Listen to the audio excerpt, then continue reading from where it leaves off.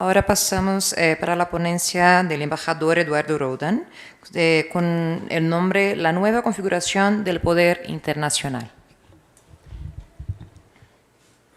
Muchas gracias a todos ustedes. Agradezco su presencia y preparé en dos partes. El primero es un video. Como soy nuevo en la cátedra Emilio Rabasa, quise, para que me conocieran un poco, visualmente es la síntesis de mis actividades académicas y políticas, y posteriormente entro de lleno a la presentación.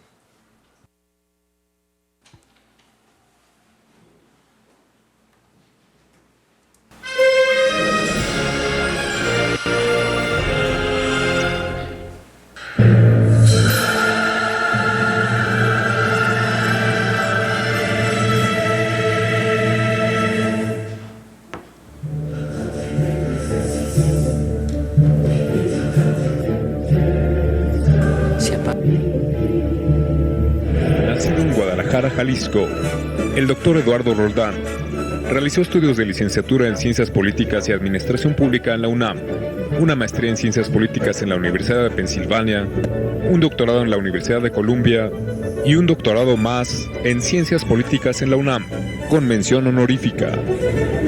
Eduardo Roldán Acosta, con una formación en el seno familiar, fincada en valores y un profundo amor a México, desde temprana edad tuvo una conciencia social e idealista.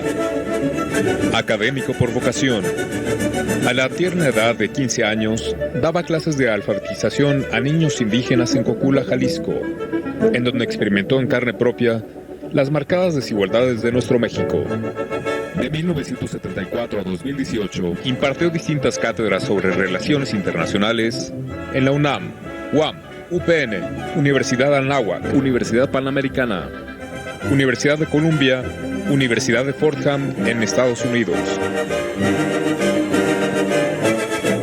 En la Universidad de las Américas, Puebla, fue director de la licenciatura en Relaciones Internacionales y de la maestría en Estudios sobre Estados Unidos.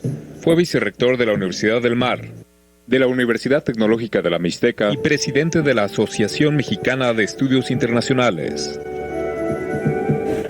Yo predije la caída de Gaddafi. Autor de libros como Perspectivas regionales de la política exterior de México, Las relaciones económicas de China, Rusia hacia la cuenca del Pacífico, Las grandes potencias en la península coreana, Trump contra el mundo. Autor de un centenar de ensayos publicados en revistas nacionales e internacionales, y coautor de 20 libros más, entre los que destacan Retos e interrelaciones de la integración regional, Europa y América, La política exterior de México bajo un régimen democrático, La nueva relación de México con América del Norte y La geopolítica en el siglo XXI. El movimiento del 68 despertó su visión social, acontecimientos que lo encaminaron definitivamente a las ciencias políticas y las relaciones internacionales. Diplomático. El embajador Roldán laboró en la Secretaría de Relaciones Exteriores de 1989 hasta el 11 de noviembre de 2014.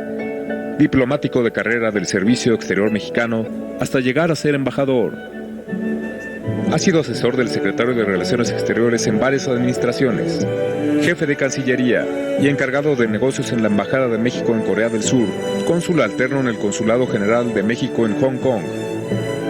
En la Secretaría de Comercio y Fomento Industrial se desempeñó como subdirector de negociaciones comerciales con Estados Unidos y Canadá. En la Secretaría de Gobernación como jefe del Departamento del Diario Oficial de la Federación. En la Secretaría de Relaciones Exteriores se desempeñó como director general de delegaciones, director general adjunto con organismos regionales americanos, director regional del Noreste, director de Relaciones Económicas para Asia-Pacífico, director por Europa y director para asuntos bilaterales con Estados Unidos y Canadá. Del año 2006 a marzo 2012 fue embajador de México en Argelia, con concurrencia en Libia, Mauritania y Túnez. Fue en esta etapa que, gracias a su impecable labor diplomática, tuvo el honor de defender la vida de 23 mexicanos en Túnez y 43 en Libia, durante los conflictos de la histórica Primavera Árabe. Solana fue quien me invitó al Ministerio de Relaciones. Y fue una gran oportunidad, porque con una formación académica pude defender en México. Y bueno, el honor mayor que tuve es defender la vida de los 23 mexicanos en Túnez y 43 en Libia. Recibió el reconocimiento Innova 2002, el Premio Nacional de Innovación y Calidad en Administración Pública 2002, por ser líder del proyecto sobre el pasaporte de alta seguridad digitalizado. Se le otorgó la presea a May, embajador Alfonso García Robles, como internacionalista del año y miembro distinguido 2004. Recibió la medalla Benito Juárez al Mérito Ciudadano. Se le otorgó la medalla de Servicio Exterior Mexicano en su reconocimiento a sus 25 años de diplomático, 2015. Se le otorgó el Premio Nacional de Periodismo de Investigación Académica en el rubro de Geoestrategia 2017.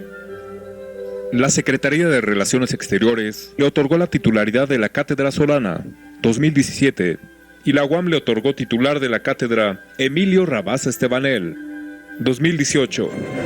Doctor Eduardo Roldán, hombre que reconoce la importancia de apreciar el valor que nuestros orígenes nos otorgan. Hombre comprometido con su tiempo, con su país, y poniendo el nombre de México muy en alto.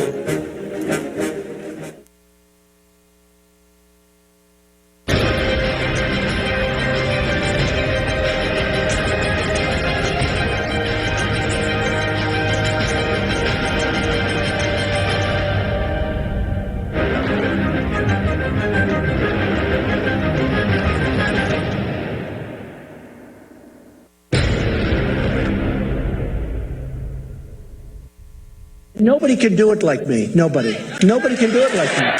Honestly. Nobody's stronger than me. Nobody has better toys than I do. There's nobody bigger or better at the military than I am. Nobody loves the Bible more than I do. Nobody builds walls better than me. Nobody's better to people with disabilities than me. Nobody's fighting for the veterans like I'm fighting for the veterans. There's nobody that's done so much for equality as I have. There's nobody more pro-Israel than I am. There's nobody more conservative than me. There is nobody that respects women more than I do. Nobody would be tougher on ISIS than Donald Trump. Nobody's ever had crowds like Trump has had. There's nobody that understands the horror of nuclear better than me. And nobody even understands it but me. It's called devaluation, the sale of the uranium that nobody knows what it means. I know what it means. Nobody knows more about trade than me. Nobody knows the game better than I do. Nobody's in the history of this country has ever known so much about infrastructure as Donald Trump. I know the H-1B. I know the H-2B. Nobody knows it better than me. Nobody knows politicians better than I do. Nobody knows more about taxes than I do. Nobody knows more about debt than I do. Nobody knows the system better than me, which is why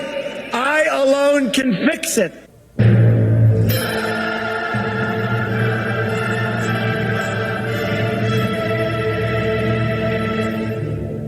Estamos en la cresta de cambios exponenciales, en el orden político, económico, tecnológico, social y migratorio.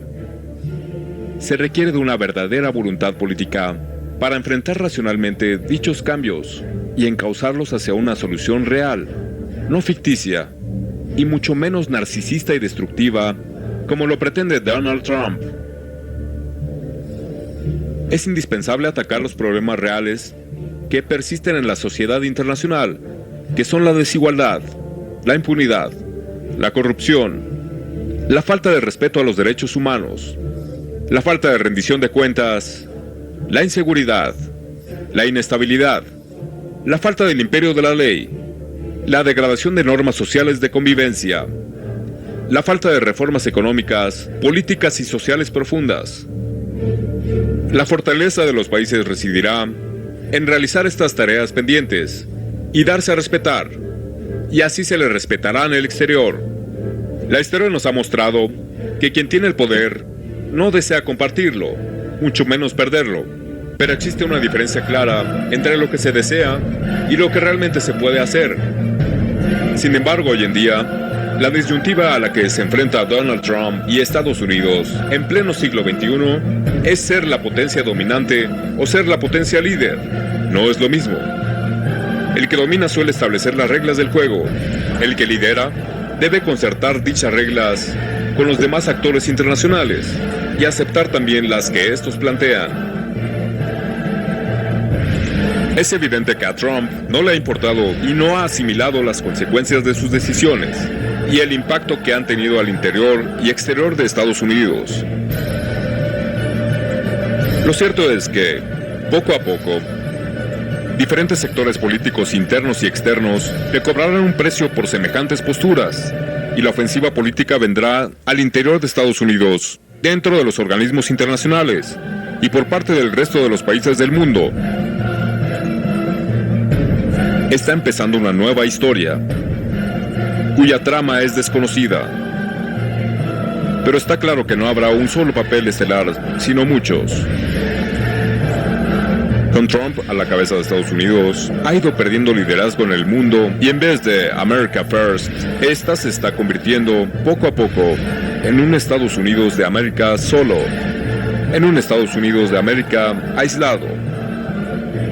El retorno al unilateralismo fracasará en esta era de globalización y en pleno siglo XXI. Doctor Eduardo Roldán. Quise presentarles a ustedes este video porque me da la pauta para hacer la presentación que quiero hacer. Estamos viviendo no un fin de régimen, sino un cambio de época. Y voy a dar los datos duros porque me refiero a ello. Pero imagínense ustedes 3 décadas antes del Imperio Romano. En 30 segundos se los voy a poner. 3 décadas antes, en el Imperio Romano se llamaba imperio. Hoy pomposamente les llamamos hegemonías. Pero es lo mismo. Porque el imperio impone normas, valores, instituciones. Y estas, mal que bien, duraron hasta el 670 después de Cristo. Viene toda una convulsión histórica con nuevas religiones, con nuevos actores y una destrucción, una convulsión económica. Y el mundo se va a estabilizar de 670 hasta la Paz de Westfalia, es decir, hasta 1673, cuando una mujer, precisamente fue una mujer, que algunos lo han olvidado en la historia, que logra concitar, logra conciliar a todo el mundo cristiano que se peleaban entre ellos, y es la reina Cristina de Suecia en la Paz de Westfalia. Allí establecen nuevas normas, nuevos valores, y es donde se consolida el famoso derecho divino de los reyes. Era la regla número 1. Pero dura solamente hasta 1815. Porque surgen nuevas ideas que van cambiando al mundo y es la idea republicana. Los estados, naciones van a desarrollarse plenamente. Pero curiosamente lo que estamos viviendo hoy es el extremismo, los nacionalismos a ultranzas, los que van a deteriorar todo el sistema republicano y que nos van a llevar a la Primera Guerra Mundial en 1914.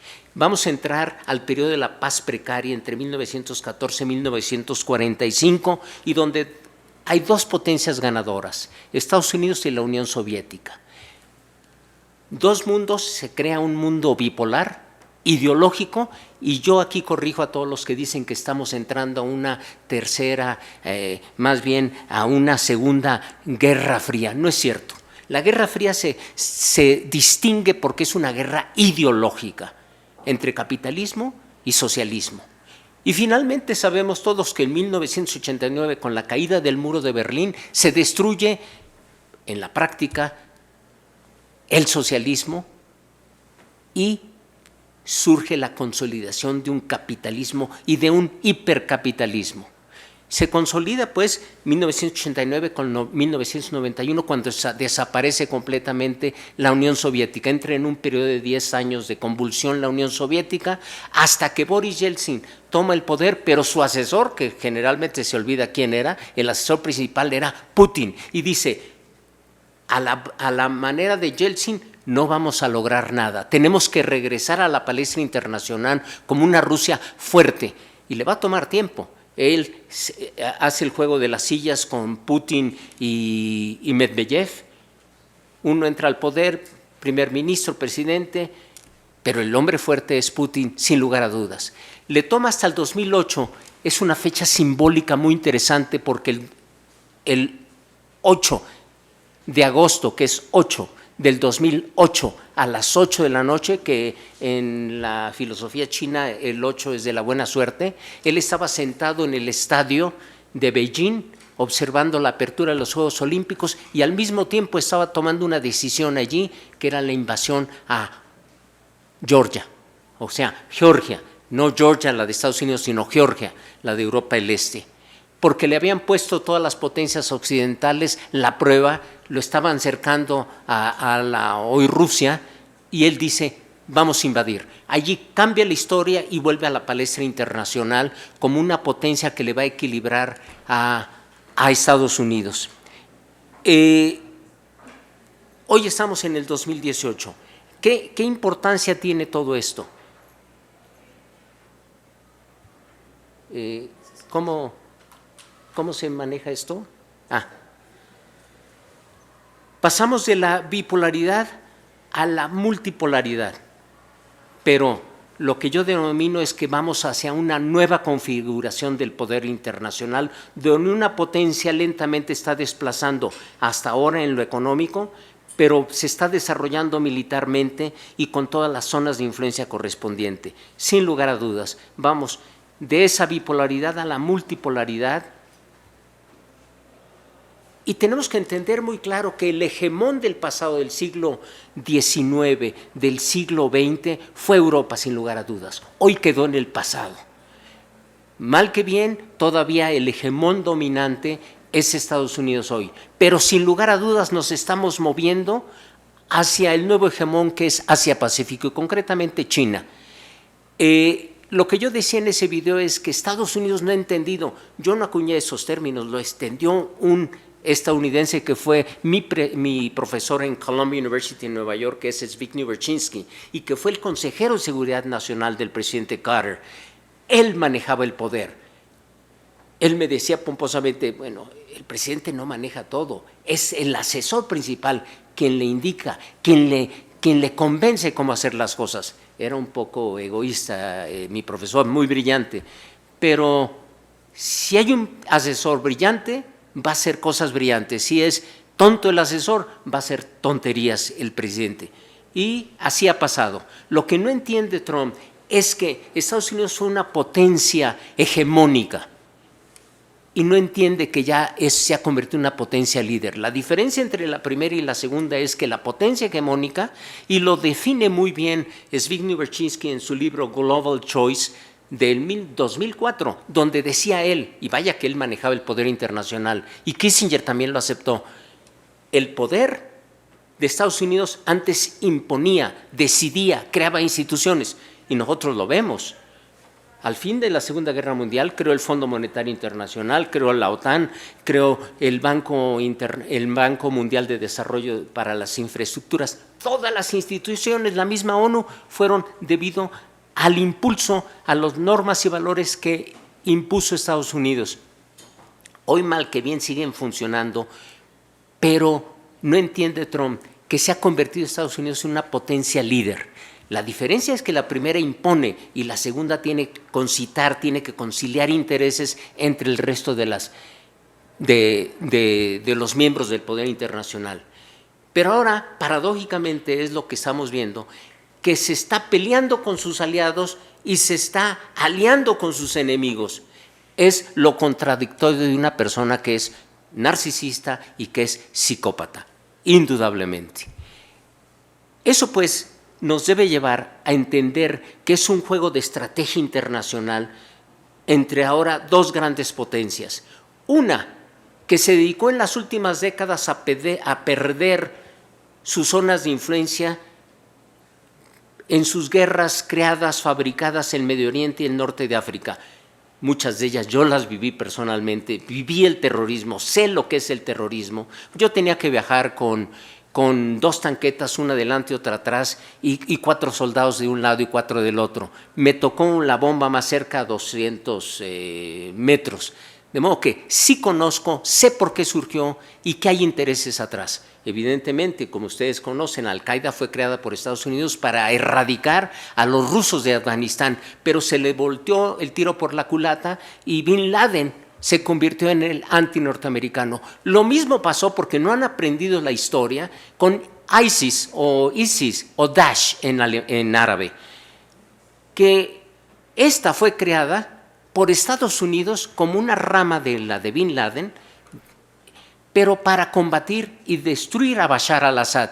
¿Y qué sucedió? Que cuando invade George Bush a Irak, destruyen toda la infraestructura, pero los grandes generales se van y se refugian en Siria, y después, dada la corrupción en Irak, los generales iraquíes que había formado el gobierno americano son los que proveen de las armas, la corrupción, venden las armas que Estados Unidos les da, que eran más de $100,000 millones, a los antiguos generales del Ba'ath de Hussein. Y entonces se les vuelve el tiro por la culata otra vez y tenemos las consecuencias. O sea, no es nada gratuito y aquí no hay más que intereses económicos, políticos en el fondo de todo ello. Por eso China no se mete en esos embretes y se dedica no a la conquista geopolítica del mundo, sino a la conquista geoeconómica. Estamos entrando a una lucha por el poder económico, por los nichos del mercado. Si no entendemos esto, nos vamos a quedar en la visión del siglo XIX, del siglo XX, de que todo es geopolítico. Evidentemente que no desplaza lo económico a lo geopolítico, pero en este momento es una lucha por los mercados de un capitalismo precisamente que está entrando a contradicción, y ahorita doy el argumento por el cual. Demos unos datos duros. China desde el espacio, aquí parece que hay el mar donde está Corea del Sur, no, es la península coreana, pero como están dedicando el 16% de su PIB o hasta el 25% los norcoreanos a su desarrollo nuclear, pues parece que no tienen luz. Pero aquí lo fundamental es que China, dado su desarrollo, yo he estado 200 veces en China, conozco China a fondo. La primera vez que fui con un grupo de académicos europeos y americanos en 1979. China era una China rural, absolutamente. ¿Pero qué logró? A través de 3 pilares logró un nuevo estadio de desarrollo, que fue la educación de calidad, el libre comercio y la innovación tecnológica. No hay milagros. O sea, cuando a mí me dicen los tigres asiáticos, los milagros económicos, no es cierto. Hay trabajo, trabajo, trabajo y esos 3 pilares de desarrollo. Lo logró China y ahora está en este umbral de superdesarrollo. Hoy en día estamos viviendo una situación paradójica. En Davos, en 2017, China dice: China cree en el libre comercio, China cree en la globalización, China asume su papel para el desarrollo mundial y como líder, como ellos le llaman, potencia principal, es decir, como hegemonía. No nos hagamos, no nos engañemos. Ellos lo llaman potencia principal. Y en el mismo Davos, el presidente Trump dice: no creo en el capitalismo de libre comercio, creo en la autarquía, en el proteccionismo que decía muy bien nuestro estimado profesor, etcétera, etcétera. Son las contradicciones que estamos viviendo hoy, porque está Estados Unidos regresando a la historia porque no está asumiendo su nuevo papel, porque ya no es una potencia hegemónica, aunque ellos lo crean, es una potencia líder. Pero si se pelea con sus aliados, lo que está pasando es que va a acelerar más rápido el proceso de cambio de época. Doy 2 datos duros. Estados Unidos, en la columna de la izquierda, tiene reservas internacionales de 650,000 millones de dólares. China tiene de 3 trillones. La India, allí tienen la cifra. Si tomamos 2017-2019 como crecimiento global, China va a crecer en estos 2 años a un 35%, hablo del crecimiento global internacional, en tanto que Estados Unidos solamente el 17%, la India 8.6%, la eurozona 7.9% y México, ven en la parte inferior derecha, 1.2%. En estos 2 parámetros 2017-2019, es decir, se está gestando un cambio histórico y es irreversible. Otro dato, el peso de la deuda global. Estados Unidos tiene una deuda global de 32% en relación a su PIB, Japón 18%, Francia 4%, China 8%. Es decir, estos datos duros nos ayudan a entender una nueva correlación de fuerzas a nivel internacional. Poco conocido, la cifra de 2018 es los bonos del Tesoro americano, que emite como deuda el gobierno americano, los tiene China. El 40% de los bonos los tiene China. Si China quisiera, le dice: mira, te regreso tus papelitos y me regresas el equivalente en oro, ¿no? pues Estados Unidos no podría regresarle todo eso, porque vivimos en una economía ficticia y eso tendríamos que analizar más. El caso del antiguo presidente del Fondo Monetario Internacional cayó no por sus preferencias sexuales con la negra que ustedes conocen, sino porque le exigió a Estados Unidos que realmente le mostrara en la Reserva Federal, en Fort Knox y en Nueva York, el oro que realmente representaba la moneda en papel de Estados Unidos, y le hicieron la vida de cuadritos. O sea, en el fondo, porque hubo un Sarkozy y el presidente de Estados Unidos se pusieron de acuerdo y lo sacaron, porque era conveniente para ellos. Entonces aquí China tiene la sartén por el mango, como decimos muy a la mexicana, tiene oro. En los últimos 10 años China ha acumulado oro, oro y oro, y ahorita vamos a relacionarlo con el nuevo oro negro, que es el petroyuan, y que va a desplazar al petrodólar. Es decir, China está imponiendo las nuevas reglas del juego, China está creando instituciones, China está creando nuevos valores, es decir, está asumiendo su nuevo papel como hegemonía mundial. Comparando nomás rápidamente, 1960, el PIB nominal de Estados Unidos era de 40%, el de China 4%. 1960 era la China rural completamente. En el 2000 Estados Unidos 30%, ha disminuido ya a 4%, y en cambio China disminuyó ligeramente porque está haciendo los cambios internos que les dejó Deng Xiaoping. Es decir, está volviéndose, conservando el aparato político del Partido Comunista, pero modernizándose al sistema capitalista, adaptándose. Lo único que tiene de comunista China, he estado 200 veces, viví en China, viví en Hong Kong 4 años, conozco a China y le miro a los ojos como miro a los ojos también a los americanos, porque he negociado con esas grandes potencias. Les puedo decir que China asumió su papel, entendió y empezó a hacer la modernización en base a estos 3 pilares, y lo logró. Entonces, ¿qué pasó en esta etapa? Que se fue adaptando a las nuevas necesidades, preservando el poder político, pero modernizando todo el aparato industrial al sistema capitalista. Y lo mismo va a pasar en Cuba. Tengo mis argumentos también, que el Partido Comunista Cubano va a preservarse en el poder, pero se va a volver un país capitalista, el último residuo del socialismo. En 2015, Estados Unidos rebaja ya 10 puntos a su PIB nominal, en cambio China aumenta 10 puntos. En tanto que Estados Unidos va creciendo, China en esa misma proporción va desplazándolo económicamente o creciendo su economía mundial. Un año clave es la crisis de 2008, provocada por el capitalismo norteamericano, provocado por la desorganización y el egoísmo de Lehman Brothers y de todos, de este grupo, como bien hablaba el maestro, toda esta estructura financiera que ahora tenemos que rendirle pleitesía. Bueno, de todas las economías, la única que creció en el mundo fue la China. Y China fue la que salvó al capitalismo norteamericano, porque si no lo salvaba, se iba a hacer China un harakiri. Y aquí vemos el crecimiento anual del mundo en la línea roja y el crecimiento de China en la línea verde y en la línea azul. Es decir, porque como no estaba atada al sistema financiero norteamericano, pues fue la salvación. Nosotros no nos salvamos. Acuérdense que tuvimos una repercusión profunda. China, y es lo que no ha entendido México ni sus líderes políticos, porque no son estadistas. En toda América Latina no tenemos estadistas, en el mundo no hay estadistas.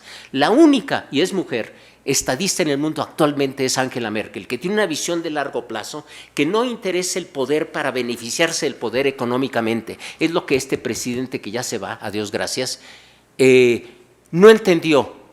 Porque el político al estilo Gramsci, el político tradicional se maneja a través del sentido común, pero todos los mexicanos, todos los latinoamericanos y toda la ciudadanía del mundo ya está harta de eso, de que nos manipulen a través del sentido común. El estadista va más allá del sentido común que hablaba Gramsci y quiere pasar a la historia, digamos como Churchill, no por el dinero que va a obtener a través del poder, sino por lo que va a hacer. Le interesa pasar a la historia por lo que hace, no por lo que se lleva. Esa es la gran diferencia entre un político común y un estadista. Y no tenemos estadistas. Vean a Trump. ¿Como estadista? No. China entendió que había que diversificarse su comercio para no depender de uno. La gran lección para México en este momento es que hemos tomado el camino equivocado porque estamos muy norteados, estamos desorientados. Vemos todo hacia el norte y el gran problema es que nuestros empresarios dicen más vale malo conocido que bueno por conocer. Y vean el resultado que tenemos, es alta dependencia y la concentración de la riqueza. El TLC no fue una panacea, pero no ayudó a la distribución de la riqueza. China, teniendo en cuenta eso, diversificó su comercio, sus fuentes de aprovisionamiento también. Un dato interesante es el crecimiento promedio anual, no más de 2005 a 2013, sí creció América Latina en ese promedio, 13%, y Asia, 18%. Empezamos a ver una gran diferencia con los socios del TLC. 6.9, crecimos 6.9, en tanto que Asia estaba creciendo al 18%. El mundo en promedio 7.4, es decir, quiénes estaban haciendo su tarea y quiénes no estaban haciendo su tarea. Hoy, el dato de ayer del Fondo Monetario Internacional dice que México va a crecer al 2.3%, Estados Unidos al 2.9%, Canadá al 2.1%, China al 6.6%, la Asia-Pacífico en promedio va a crecer a 6.9%, la Eurozona a 2.2% y Brasil a 1.8% por todos los conflictos que tiene. ¿Dónde está el motor, la locomotora de la economía mundial? Asia-Pacífico y de aquí para adelante, como dirían muy mexicano, de aquí para el real, ¿no? El motor va a ser China, querámoslo o no. Si bien le va, Estados Unidos crecerá, porque ahorita aumentó, porque sí se beneficiaron los mercados y ha generado cierta estabilidad contradictoriamente, pero lo generó y por eso ayer modificaron a 2.9 del 2.1 que andaba. Esas son las mismas proyecciones que yo les decía. El mundo hoy. El mundo hoy es distinto al de hace 10 años, al del año 2000. ¿Y saben a qué se debe? A que no hemos entendido la evolución de la clase media. Los grandes problemas que tenemos en América Latina, en México no se diga, es que hemos pauperizado la clase media y al pauperizarla no tienen poder adquisitivo. Al no tener poder adquisitivo se vuelve una economía en un círculo vicioso en vez de un virtuoso. Lo que sí entendieron los asiáticos y tenemos, y que no ha entendido también Estados Unidos, por esa clase media que se ha pauperizado, le dio el voto a la derecha. Esa clase media que se ha pauperizado en Inglaterra, en Holanda, en Italia, le dio el voto a las ultraderechas. Es decir, estamos yéndonos a los extremos. Cuando Asia sí entendido es una región de alta estabilidad. Si ustedes ven aquí, Asia y Oceanía es la franja azul, la inferior, el azul más fuerte, en tanto que América del Norte, incluyendo México, es la franja naranja, es la parte superior. La clase media se ha ido pauperizando en virtud de que la riqueza se ha concentrado. Y lo vemos en México, el 1% de la población tiene el 43% de la riqueza nacional. En el mundo, 8%, como también decía el maestro, 8 personas detentan el 50% de la riqueza mundial. Es decir, estamos en un mundo altamente polarizado. Y no se diga al interior de México. A mí no me extraña ni todo lo que está pasando en México. Vivimos en un México dual. El México rico en el norte y el México pobre en el sur. Del centro hacia el norte, y yo he vivido en el norte también, en el centro, tenemos un México que produce el 47% del PIB nacional. En cambio, de Tlaxcala para abajo, producen el 7% del PIB nacional. Arriba 47% y abajo el 7%. ¿Por qué? Porque hicieron su tarea, instrumentaron políticas de infraestructura. Esos estados, Aguascalientes, San Luis Potosí, no se diga Nuevo León, Chihuahua, no llegó el desarrollo de milagro. En cambio, los estados más corruptos los gobernantes, los no estadistas empezaron y con el ejemplo de los últimos años, vemos que se robaban de la educación, se robaban de la medicina, y el resultado es este: no se invirtió en infraestructuras, en educación de calidad, en libre comercio no se fomentó, y mucho menos en innovación tecnológica. Cosa que Asia-Pacífico, conozco todo Asia-Pacífico y sé de lo que estoy hablando, todos los países me la conozco. De modo que ellos sí hicieron su tarea, y al tener esa Asia-Pacífico, fíjense al 2030 cómo va a crecer la clase media, enorme, y cómo la clase media en Estados Unidos, Canadá y México se ha pauperizado. Esto nos da la pauta para entender hacia dónde va el mundo, argumentar de que sí estamos en un cambio de época y que se está desplazando una potencia está desplazando a la otra. Hoy por hoy las economías más grandes son Estados Unidos, la número 1 todavía, China la segunda, Japón la tercera, Alemania la cuarta, Francia, Reino Unido, Brasil, Italia, Canadá y México en la 15ª. Los grandes hegemones hasta el umbral de 2030 va a seguir siendo China, ya en primer lugar, esa es la tendencia, Estados Unidos, la India va a ocupar el tercer lugar, Japón, y va a aparecer Indonesia. Mantendrán pues esta posición dominante en estos 3 lustros.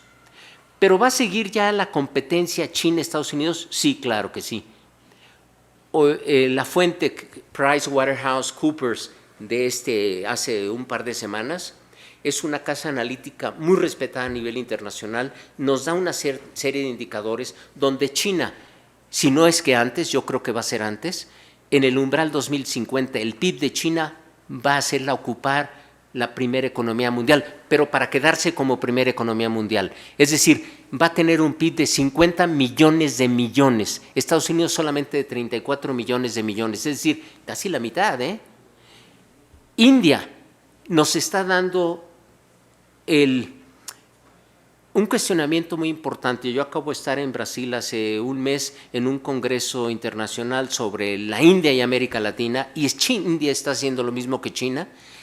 Geoeconómicamente busca la conquista de los nichos de mercado, y lo fascinante es que va a llegar a tercer lugar y se va a quedar allí con 28 millones de millones. Indonesia nos está, al igual que Vietnam, van a saltar y ya nos ganaron la carrera, porque nosotros seguimos en esos procesos arcaicos antiguos del siglo XX.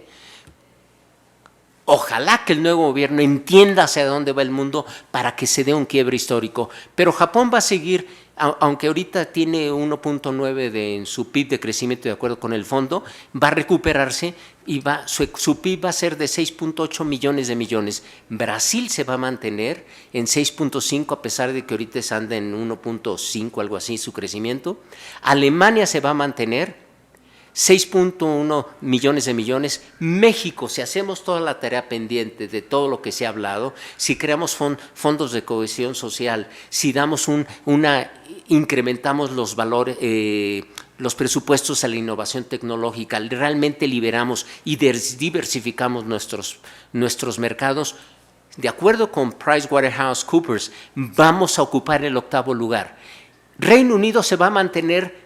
Fíjense, al salir Brexit es lo paradójico, se sale del bloque Unión Europea, pero se integra a Estados Unidos. Por eso, de todos los europeos, los únicos que van a quedar en los 10 primeros lugares es Alemania y Reino Unido. Reino Unido porque se une a la ubre americana, a la economía, y es lo que le va a salvar. Pero si ustedes ven, Francia, Italia salen ya de los 10º lugares en la economía mundial, desaparecen para siempre de esos 10 lugares por todos los conflictos internos. Ustedes ven, bueno, ganó la Copa Mundial, pero si viven en Francia o recorren toda Francia, ya no es la gran République Française y la fierté que nos hablaba Charles de Gaulle. Ahora es una République bananière, punto. Tiene conflictos económicos, intelectuales, académicos, los servicios han decaído y esto está generando inestabilidades. Y el milagro es que Rusia sube al 10º lugar. Pero hay una gran diferencia en Rusia de 1.5 millones de millones a 34 millones de millones de Estados Unidos, y no se diga a China. ¿Dónde está el motor de la economía mundial? China. y el segundo lugar Estados Unidos. No quiere decir que Estados Unidos va a desaparecer, no, pero vemos todo ese movimiento por todas las razones que les he estado dando. Rápidamente, 10 países cuya economía crecerá más rápido en el 2026, sigue la India, y los países africanos, donde yo viví 4 años, conozco bien porque están haciendo su tarea. Uganda va a crecer a ese 7%, Egipto 6% a pesar de la primavera árabe, Tanzania 6.5%, Indonesia no se diga, Kirguistán, Pakistán, Vietnam. Vietnam, ustedes todos los de Adidas y Nike, todo ya se fabrica en Vietnam. En Vietnam, los que hemos estado allá, conocemos que hubo guerra, quedó destruido el país. Bueno, hoy no se ve nada de eso, son rascacielos, fábricas, gente que en las universidades estudiando, como aquí en la UAM, de modo que, porque hicieron su tarea, hubo innovación tecnológica y los resultados son estos. Brasil al 4%, Alemania en el 2026 va a decrecer 2.38%. En fin, si vemos en el sector privado, para no nomás hablar del sector público, nomás les doy un ejemplo. Los 10 países más ricos en el mundo, tomando en cuenta solamente el sector privado, vemos que aquí este año pasado hubo un crecimiento comparando con el anterior. China, el sector privado se ha enriquecido, pero ha distribuido también la riqueza. China creció al 198%, en tanto Canadá solamente tuvo un crecimiento de 25%, Inglaterra decreció en 2%, Japón aumentó en 2%, Alemania se mantuvo al 0%, Estados Unidos aumentó 20%, concentró la riqueza, por lo que yo les decía, Italia decreció en 11%, tenemos Irlanda menos 20%, pero la India aumentó la riqueza privada el 160%. Es decir, lo público también se refleja en lo privado. Repasemos rápidamente China. Parámetro 2004-2018. El PIB tenía 9.1, en el 2018 6.5, la cifra adecuada al día de ayer 6.6 de acuerdo con el Fondo Monetario Internacional. ¿Pero por qué decreció? Por una razón básica. China llegó a crecer hasta un 25% anual su economía, pero se estaba sobrecalentando y eso no era en el mediano plazo benéfico para la misma economía. El PIB per cápita, acuérdense que son 1.300 millones de chinos, El PIB per cápita ha aumentado de 1,000 a 8,000. Las reservas, no se digan, han aumentado desde 2004 a 2018 a 3 trillones y el comercio exterior pues se ha diversificado y ha aumentado en esa cifra. De ser una economía agrícola, una economía basada en el sector primario, se ha ido mudando al sector secundario y el interés es generar beneficios económicos más en el sector terciario, de sector financiero, que es lo que está haciendo. Como ustedes saben, va a ir decreciendo el sector agrícola, no porque se esté descuidando, sino porque toda la robotización, toda la nueva tecnología está invadiendo para la producción de los granos y esa en función que va a ser más competitiva. Ahorita, por ejemplo, China depende de Estados Unidos en un 60% del consumo, por darles un ejemplo de la soya. Y ahorita hablamos de eso. De acuerdo con lo que decía el maestro, vamos a entender por qué surgen estas guerras comerciales. Pregunto, ¿es China una superpotencia? Sí. ¿Miembro del Consejo de Seguridad de los 5 permanentes? Sí. ¿Es una potencia nuclear? Sí. ¿Tiene una cultura antigua? ¿El soft power cuenta? Sí. ¿Tiene una economía con gran crecimiento? Sí. ¿Tiene mayor participación en el comercio internacional? Sí. No es la bisutería y las tonterías que antes nos enviaban.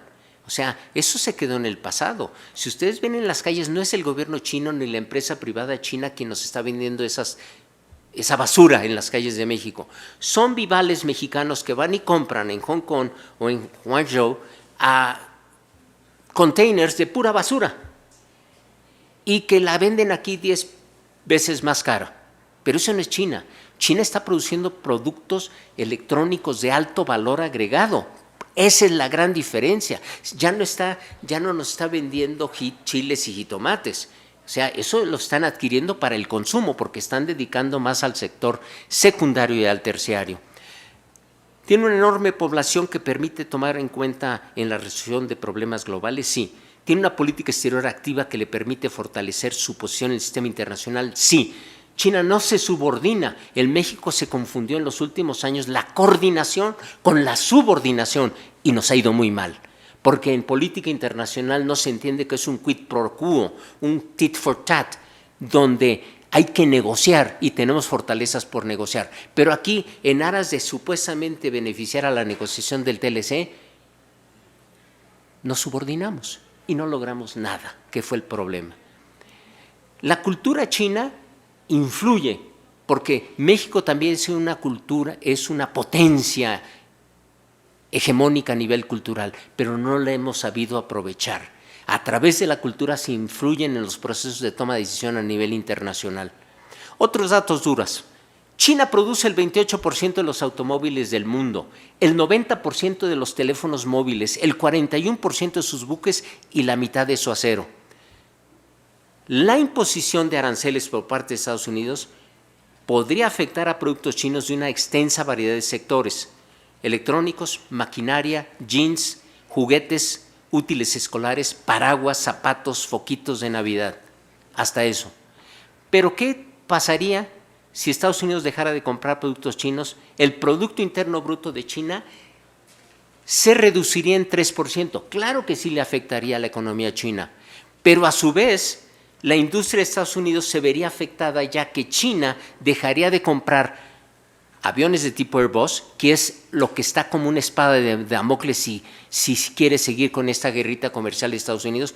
China no le compraría Airbus, las ventas de automóviles bajarían de todo el sector automotriz, que donde tiene sus electores, y los iPhones estadounidenses sufrirían un revés, al igual que las exportaciones de soya y maíz. El 60% de la producción de soya de toda la economía norteamericana la importa China. China le deja de comprar soya y se la compra a Brasil o a otros países, se cae, empieza a caerse la economía norteamericana. Guerra comercial, estamos en eso. O sea, todavía yo no podría decir que ya estamos, sino que son los intentos, pero a mí me parece que es Trump y sus asesores, sobre todo un puertorriqueño que es Peter Navarro, o Navarro, como él le llama, que es un ultraconservador a ultranza, es el asesor principal en materia económica, que le dice todo lo que está haciendo Trump. La realidad le va a hacer reaccionar. Les quiero citar a Paul Krugman, un distinguido economista a nivel mundial que obtuvo el Premio Nobel de la Paz, y dice: Trump y compañía, a sus asesores, no tienen un plan para ganar esta guerra comercial, pero pueden haberse tropezado con una estrategia que hará que se pierda de manera aún más decidida de lo que se hubiera esperado. Y lo está diciendo un Premio Nobel de Economía. O sea, está entrando a un terreno pantanoso. Tomé el caso de un economista, tomo el caso de una política, una extraordinaria secretaria de Estado en la época de Bill Clinton, que logró doblegar a los coreanos del norte y les puso precisamente una negociación. Poco conocido, pero esto que hizo Trump no es nuevo. Ella, junto con Bill Clinton y Galushi, el negociador principal, logró que Corea del Norte desmantelara toda su planta nuclear a cambio de $1.500 millones que Estados Unidos le cedió para reconvertir lo nuclear en la producción de energía eléctrica a base de agua ligera. Ella nos dice, pero viene Bush, inventa la teoría del eje del mal, Irán, Afganistán y todo lo que ustedes quieran, incluye a Corea del Norte, y se destruye lo negociado. Fue de allí que se viene una carrera nuclear con Corea del Norte y hoy estamos en esa situación. Madeleine Albright, con Trump en el poder, lo que está pasando en el mundo es realmente peligroso. Este es un extracto que tomé de su libro que acaba de salir, que se llama Fascism a Warning, el fascismo, una advertencia. El subtítulo es Talks about Trump, Putin and the Tragedy of Brexit. Pláticas con Trump, con Putin y la tragedia del Brexit. Si pueden comprar ese libro, es fascinante porque nos da una perspectiva del área política y lo de Krugman del área económica, cómo ven al mundo de hoy. Otra estrategia de China son los petroyuanes. Dice, a ver, ¿saben cuál es el país mayor importador de petróleo? China, por su propio desarrollo. Antes estaba obligada a pagar en dólares, es lo que se llamaba petrodólares. A partir del 29 de marzo de 2018, China decidió meter todo eso a la bolsa de Shanghái y obligar a los vendedores de petróleo a China a que le acepten sus yuanes, es decir, buy dólar. Estamos viendo un cambio substancial en la economía mundial, querámoslo o no. El petroyuan se cotiza en la bolsa de Shanghái y lo que estamos viendo es esto, el desplazamiento de la cabeza de Mao a la de Benjamin Franklin, es decir, el dólar y el yuan. Se está dando en el sector financiero, punto. ¿Es China una potencia nuclear? Evidentemente que sí. Estas son las 9 potencias nucleares. Y dicho sea de paso, India y Pakistán se convirtieron en potencias nucleares, desde la fortaleza negociaron con Estados Unidos y ahora son sus amigos y aliados. Por eso Corea del Norte no ha dejado de cesar en sus intentos, en sus 6 pruebas nucleares, porque quiere negociar desde la fortaleza. ¿Qué es lo que quiso Estados Unidos imponerle con John Bolton, el asesor de Trump, que negociara desde la debilidad como Gaddafi? Gaddafi negoció desde la debilidad, primero destruyó sus armas químicas y nucleares y así le fue. Libia es un estado fallido, Libia tiene 3 gobiernos, es un desorden allí, nadie me lo puede contar, yo viví todo eso. Cuando estaba Gaddafi, que no era de mi corazón, era un autoritario, era un estado policíaco, era una familia que gobernaba y que decidía nomás todo ello, pero no había miseria. Porque como era el 98% de sus ingresos eran producto del petróleo, cuando el petróleo y el gas estaban altos, daba en un estado providencial. Y esto consiguió que hubiera estabilidad, pero fue Sarkozy, no fue Obama, fue Sarkozy quien provocó la guerra en Libia, debido a que Gaddafi no le quiso aceptar los acuerdos a los que había llegado, porque Rusia intervino y los acuerdos de carácter militar para modernizar toda África y Libia en particular, que eran de miles y miles de millones, se los empezó a comprar a Rusia. Entonces Sarkozy, que tenía su proyecto de desarrollo nacional fincado en el desarrollo de estos grandes conglomerados que era en el área de Occitán, en la sur de Francia, ellos producen la contraparte de los jumbos. Entonces dijo, si modernizamos todos esos sectores y apoyamos a Michelin, apoyamos a Danone, vamos a generar un trickle down, un beneficio de toda la economía, pero con estos proyectos que se le cayeron y como venganza, entonces concitó a Inglaterra y a Estados Unidos que intervinieran. Ustedes saben toda la historia. Y eso ahora es un desastre. Por eso Corea del Norte no quiere negociar desde la debilidad, sino desde la fuerza. El gasto militar se ha concentrado y se ha aumentado. China, el productor número 1 a nivel mundial de armas es Estados Unidos con 34%, pero le sigue Alemania, incluso España, Rusia y China. De modo que se está concentrando en una región del noreste asiático, es la más armada en todo el mundo, y de allí la necesidad de que se lleguen a acuerdos con Corea del Norte para no seguir esa política de armamentismo. Les doy un dato. A veces se dice en México y en América Latina que la corrupción es la madre de todos los males y que acabando la corrupción se va a solucionar todo. No, es un elemento y hay que hacer las otras tareas. China el año pasado le costó 107,000 millones de dólares la corrupción, a Rusia 88,000, a México 46,000, y aquí tienen a Malasia, y la India, Arabia Saudita. Lo que pasa es que no hubo impunidad en estos países, sobre todo vemos aquí el índice de corrupción El menos corrupto es Nueva Zelanda, Dinamarca en segundo, Canadá es menos corrupto, Estados Unidos, Uruguay, Chile, Costa Rica, España, Cuba, China, India. Pero los más corruptos tenemos a Brasil, a Vietnam y a México. Estamos en el lugar 135, en uno de los peores lugares. ¿Esto debilita la economía, debilita al Estado? Evidentemente que sí. ¿Pero qué hizo China?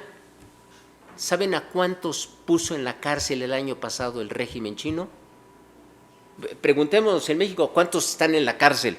Pues 2 que 3, y otros andan en fuga. China metió a 1 millón de chinos, empresarios, funcionarios públicos a la cárcel. Unos, dependiendo la pena, les cortaron la cabeza y además, para que no le costara al erario nacional, la familia del imputado tuvo que pagar la bala con la cual iban a ser matados esos corruptos. A ese grado de extremo. ¿Por qué? Porque tenía que limpiarse para generar un crecimiento nuevo en la economía. No quiere decir que haya desaparecido, pero si volvemos al regreso del imperio de la ley, al respeto de los derechos humanos, vamos a seguir progresando en toda América Latina y en el mundo. Este es un mapa de los índices de corrupción en todo el mundo. Ustedes ven que los más verdes son los menos corruptos y los más rojos son los más corruptos. Ya comparando todo a nivel mundial, pues México está como acercándose cerca de los más corruptos. En árabe, el chayote, la mordida, se dice chipa. Es eso.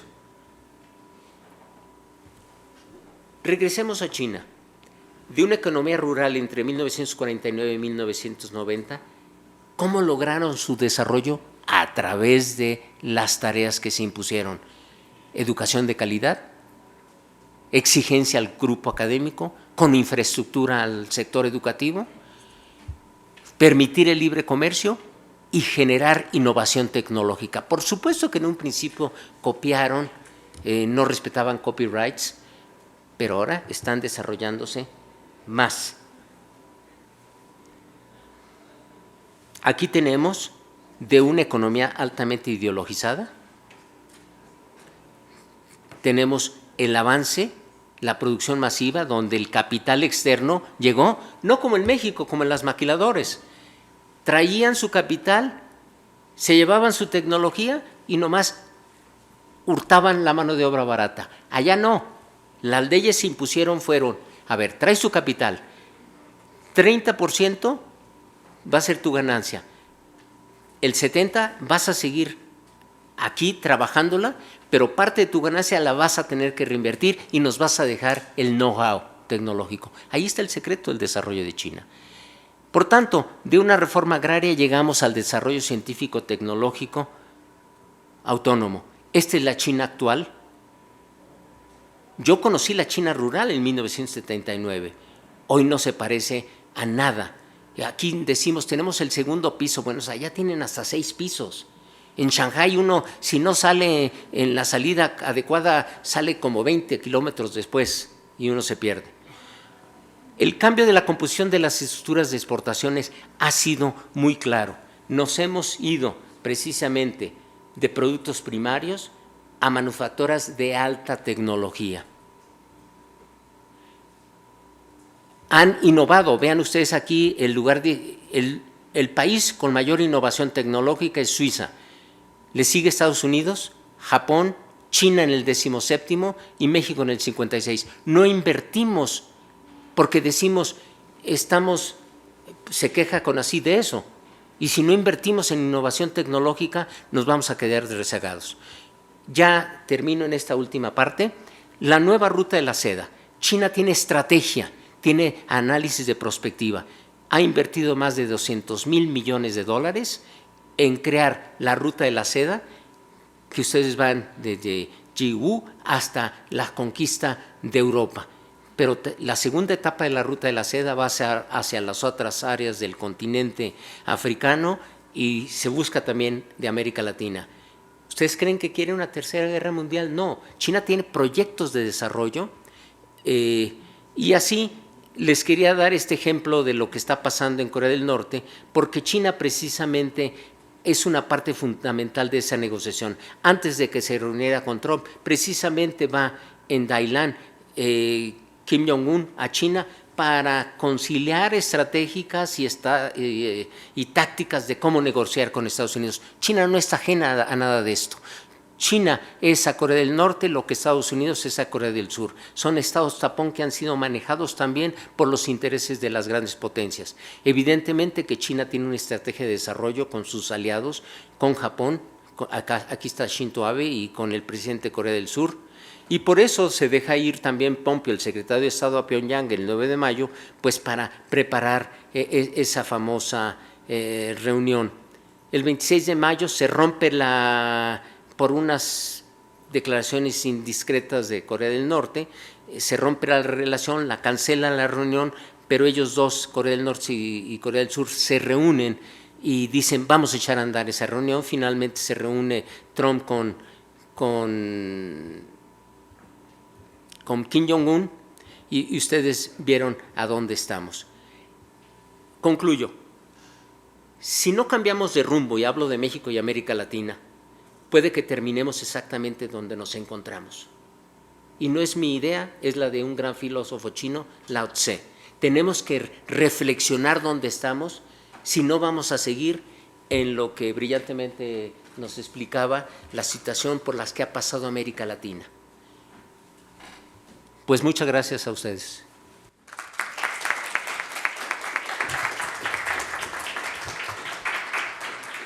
Muchas gracias, embajador. Pues muchas gracias por las dos excelentes ponencias. Abrimos ahora para discusión y para quien quiera hacer preguntas.